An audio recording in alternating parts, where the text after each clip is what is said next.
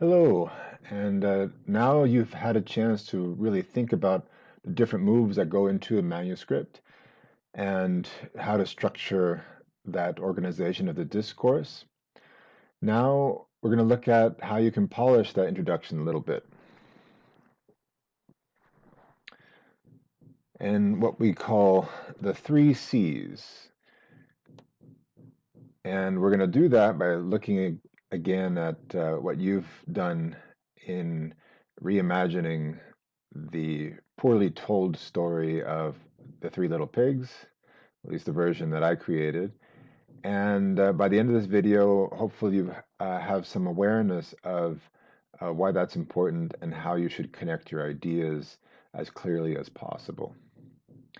If you recall, we talked about how extraneous information can seem odd if it's not contextualized or connected well to the other ideas presented in the discourse, in the introduction. So if it seems like you're talking about one subject and then something that apparently unrelated pops in, it kind of sticks out as weird. And I ask you to kind of engage in a sort of practical ludic activity with the Three Little Pigs story, simply because it's a very familiar story to everybody, and uh, you can conceive of you conceptualize these ideas on a very basic level through the story. And there were some very interesting answers, some great, very creative authors among you. And just to recap, here was the story. So I asked you how you could improve this. There were three little pigs of different ages. There was a wolf nearby. They needed to build a home. The first pig decided to build a house of straw. The second built a house of sticks. Its name was Porky. The third pig took longer to build his house. His house was made of bricks. Bricks are a more expensive material. A hungry wolf came to eat the pigs. The pigs hid inside their homes. The wolf easily blew down the first house. It took longer to blow down the second house, but the wolf did it. The third house was made of bricks. It was impossible to blow it down. So what you see here, what you should have identified is that, first of all, the general impression is a poor one. It should be that there seems to be information that seems redundant or apparently irrelevant or unnecessarily repeated. Um, and so you have, for example, the fact that bricks is mentioned twice. It seems that, yeah, that information was already given. And this is a very kind of exaggerated mini condensation of problems that I have encountered um, in manuscript after manuscript, and with these disjointed ideas, poorly connected discourse, information that doesn't seem to be connected to other information or repeated, and and you guys all did a good job of identifying this. So I just want to go over a couple of them. So the first one that stands out as an obvious one is the word ages. Now, we all know this story, and so we know that age per se doesn't really seem to come into this. There were three little pigs of different ages. We know that the there's questionable relevance. Now, the the corollary of this in academic discourse, writing an article, is this detail may be of relevance in a particular chapter in your dissertation, for example, or may be of relevance as something that is going to be in your manuscript at some point in an article, but it's not made clear here, and it seems to be of questionable relevance. And just because that word age comes in, immediately it's kind of introduced as a character. And just like in a novel or in a movie, if a character is introduced, you assume that that character is going to have some kind of role in the plot line. It's strange, and I've seen it happen, but it is strange when you're watching a series or a film or reading a book, and a character is introduced and never ever talked about again or doesn't seem to have a particular role, it stands out as strange. You keep expecting that person to be involved in some kind of plot element or subplot. And so here, this when the word age comes out, the reader would tend to at some point at some stage uh, somewhere in their minds keep that there either in the front or back burner of their brains and thinking, okay, well at some point age is going to come into it, but we know in the story it doesn't, and so it's irrelevant and it's a kind of red herring in this story. So you have to be careful of those. All right, here's another one. Um, its name was Porky. Well, that's fine.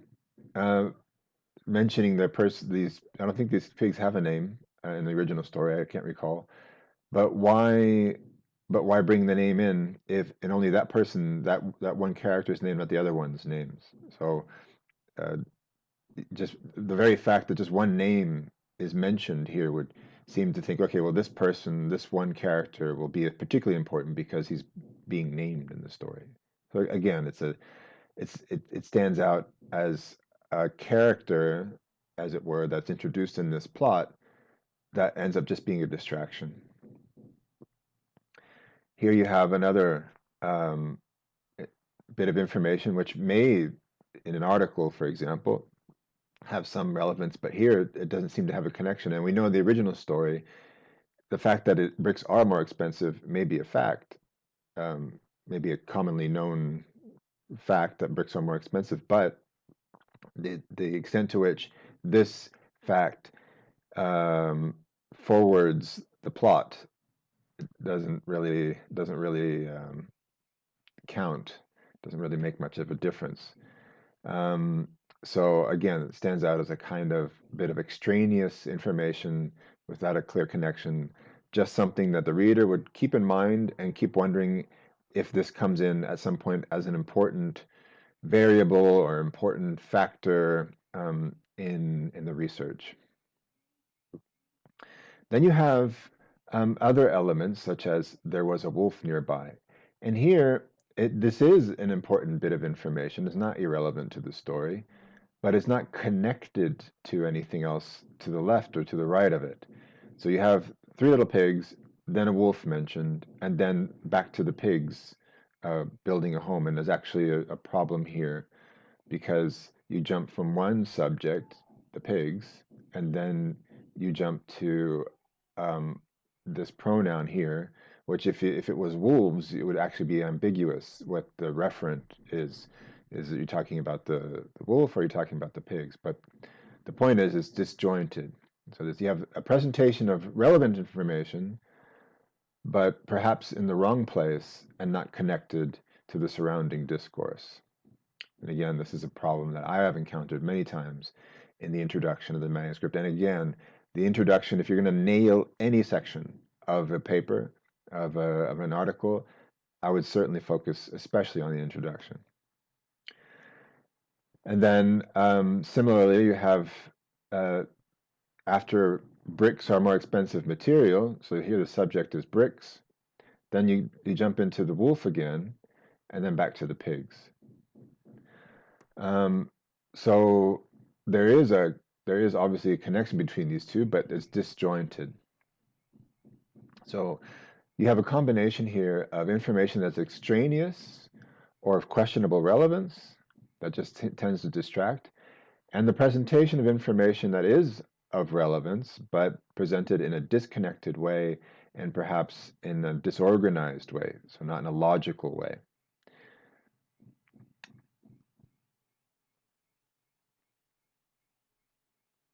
Right.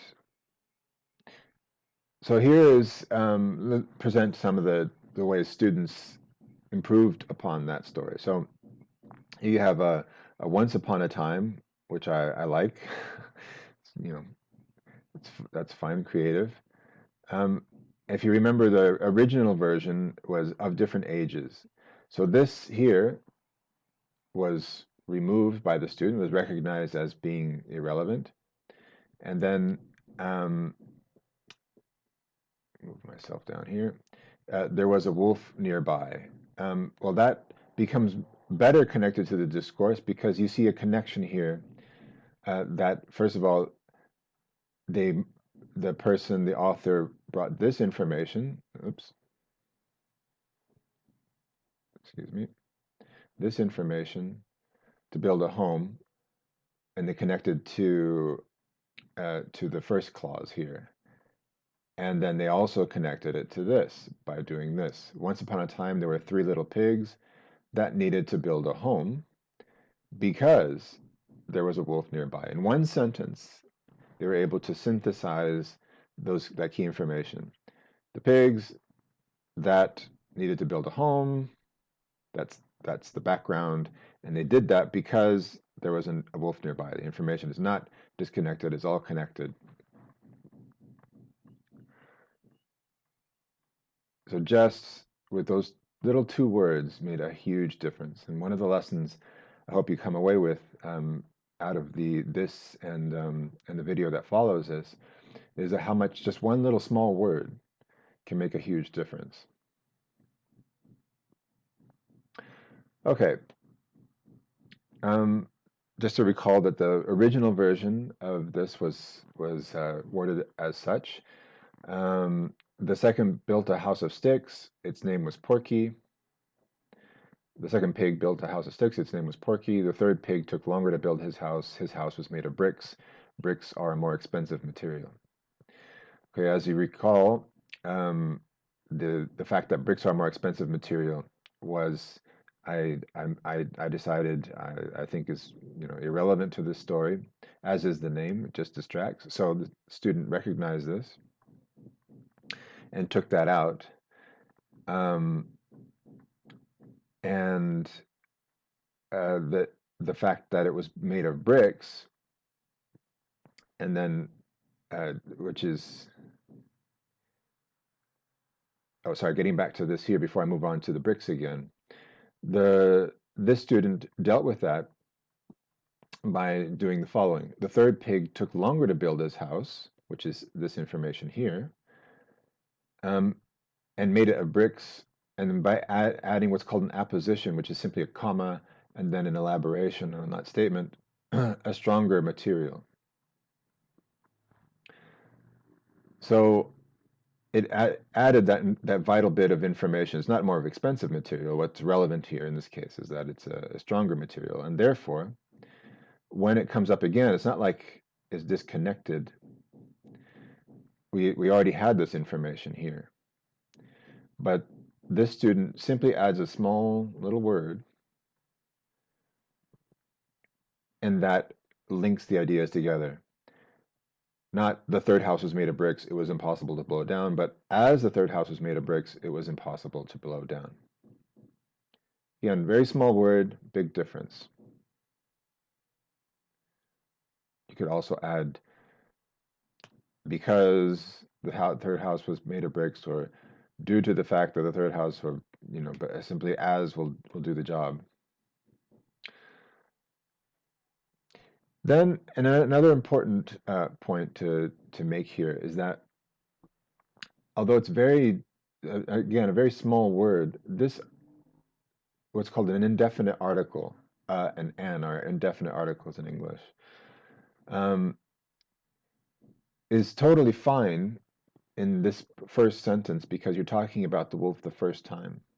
But what's confusing is when you have it repeated here in the second part of this story.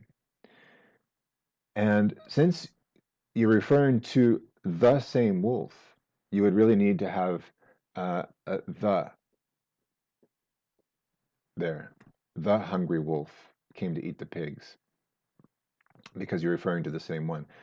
So again, something as simple as an article, using an indefinite article and then a definite article when referring back to the same thing, shows the cohesion between those two things.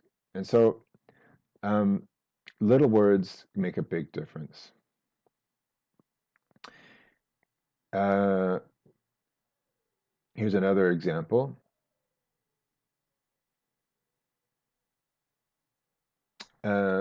there were three little pigs that needed to build a home to hide from a wolf that was nearby. So not only do they show uh, what they did, but also why they did it. Um, just to remind you what that looked like.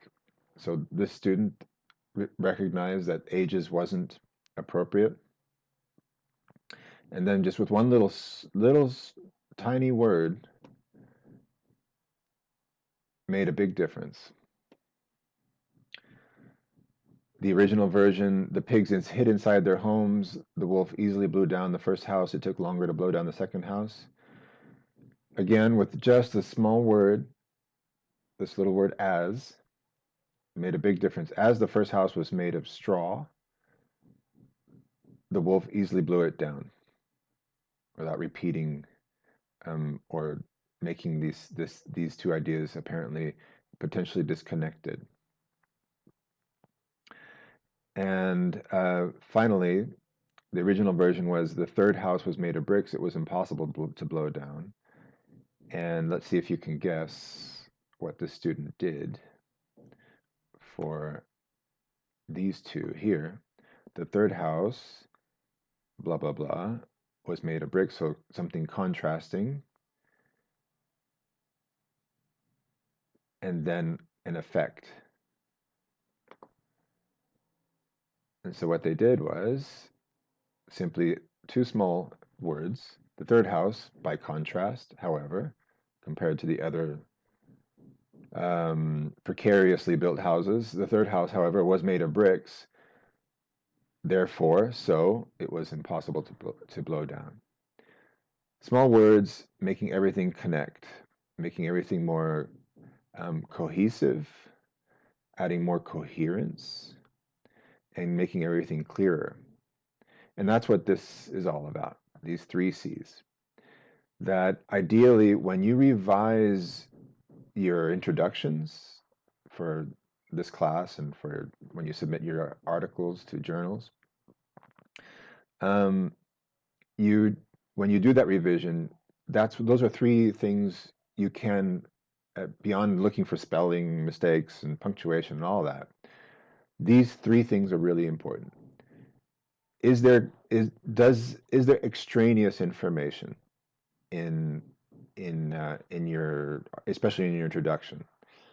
Is there information that doesn't seem to really matter, such as the cost of the brick, which in fact it was something to do with the durability of the brick that mattered, or the age of the pig? Um, is there coherence there? Is there information that doesn't seem to connect or be extraneous? Um, Along the same lines, do the things connect well?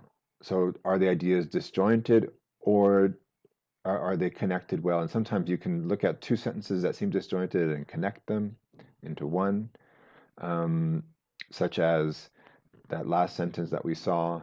Uh, the third house, however, was made of bricks, and so it was impossible to blow down.